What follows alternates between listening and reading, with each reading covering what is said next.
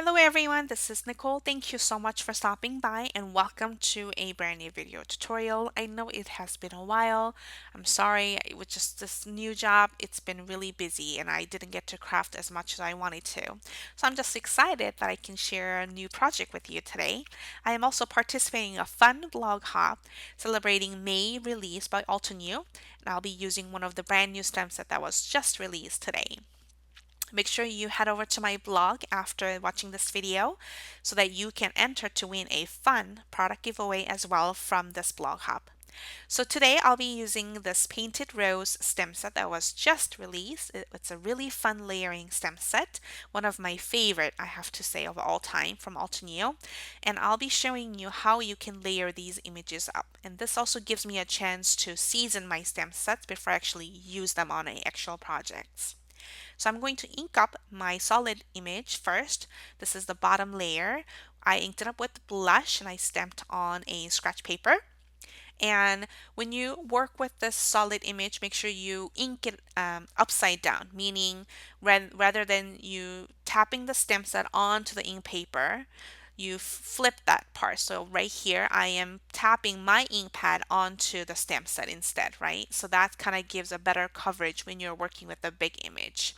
So for the second layer, I inked it up with Rouge ink pad, and I'm going to concentrate on those fun grooves of the image to layer them up. This will be a good guide for you to stamp the layers together. For the third layer, I inked it up with Velvet ink pad, and I am focusing on the bottom two portion of it, of the rose. So line them up on bottom two portion of the sides, and you can stamp that together. So it's fairly easy, right? So I'll be showing you a couple more times while I'm getting my stamp ready. When you receive a brand new stem set, especially the big solid images stem set like this one, it's crucial to prep the surface so that you can have a good ink coverage and stamp impression. So you want to get into a habit of seasoning your stamps before you actually use them. So simply stamp the stamp set a few times on a scrap paper like I'm doing over here while you practice layering as well. It's a good practice. And you stamp it a few times to kind of give stamp set a chance to have ink pad to be absorbed and the colors to be absorbed so that you have a smooth and less splotchy effect when you stamp on a actual project. And also when you stamp with the dye ink, it can look blotchy a little bit, but it'll smooth out. So that's another thing to note. So just prep it a few times with different ink pads and you can play with different colors just to kind of see how that works. And that gives you a good smooth impression for your actual project. So after I stamped rose a few times, I'm going to show you how you can layer the leaves together. So the bottom layer, I stamped it with frayed leaves. And then for the second layer, I'll be going in with forest glades. So there are two parts that you can kind of line them up exactly, and that goes on top of each other nicely.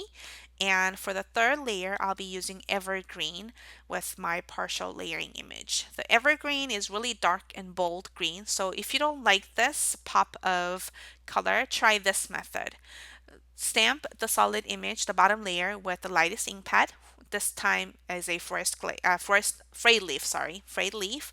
And then second layer, stamp it again with the frayed leaf. So you get double stamping effect, and it still creates different layering and different shades, but you get less darkness. And for the third layer, used forest glaze, which is the second color. So it kind of creates more softer look. Right, so I'm going to show you how you can create this watercolored look by just stamping.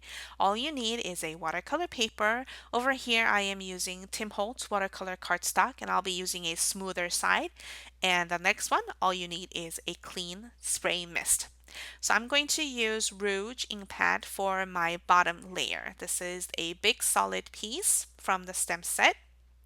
After you ink it up, all you are going to do is take your spray mist and spray it just a couple times. And if you do not want color speckles to go on top of the watercolor, make sure you spritz it away from the watercolor paper. But I love those tiny bits of color splatters, so I am going to spritz it over the watercolor paper over here.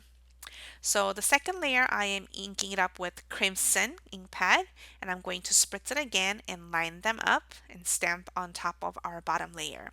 You can see that it is getting really smooth and it is creating this watercolor blending effect. Because the bottom layer is still wet, when you stamp the second layer with water activated ink pad, it creates that blending look and bleeding look, which I love. If you don't want this effect, make sure your first layer is completely dry before you stamp the second layer. That way you have a more of a clear definition between each layer. So it's totally up to you. For the third layer, I inked it up with velvet and I spritzed it a couple times once again and I stamped right on top of it. So as you can see, it creates this look where it looks like you painted it, but actually you didn't. You didn't even use a brush. All you had to do is stamp it with water, right? It's really fun and easy. For the leaves, I'll be doing the same technique. So I inked up the bottom layer with frayed leaf ink pad and I'm going to stamp it onto the bottom center portion of the rose and creates that good soft background for our layer to be built up.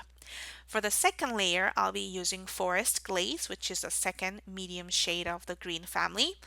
After you ink it up, spritz a couple times, and then you're going to line them up by referencing the top right and the top left leaves and the stem in the middle. It's really fun and easy to layer them up, and you can see that they're just going on really smooth, really solid and soft.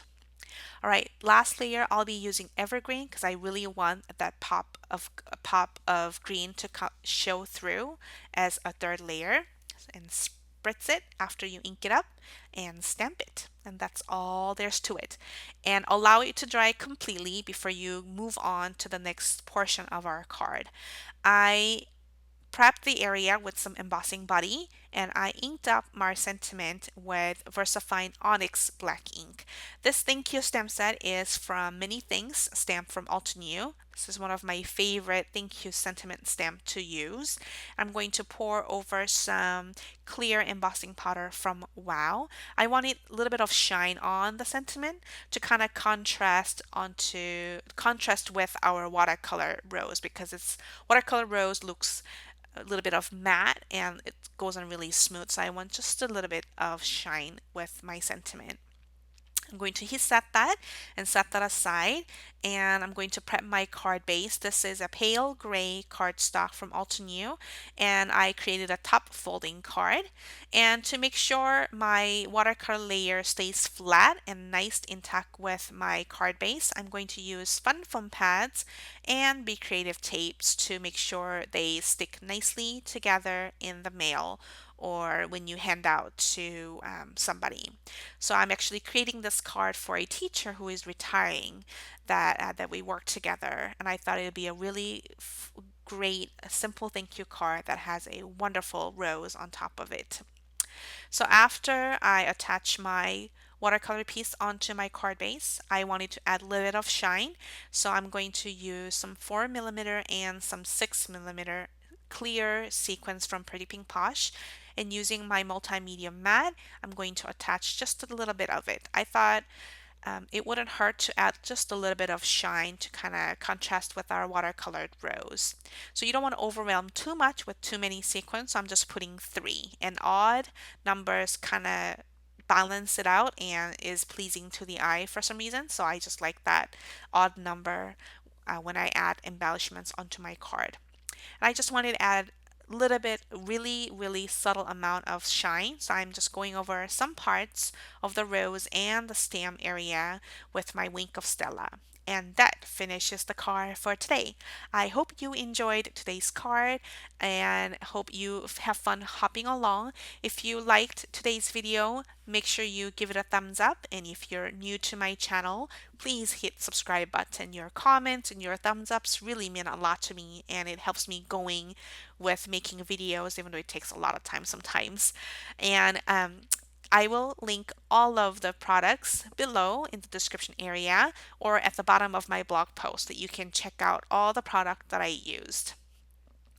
For more close-up videos or close-up photos of today's project and more details on giveaways, make sure you head over to my blog at scrapsandstamps.com. Thank you so much for watching this video, and I hope you enjoyed it. I will see you next time. Have a great day. Bye-bye.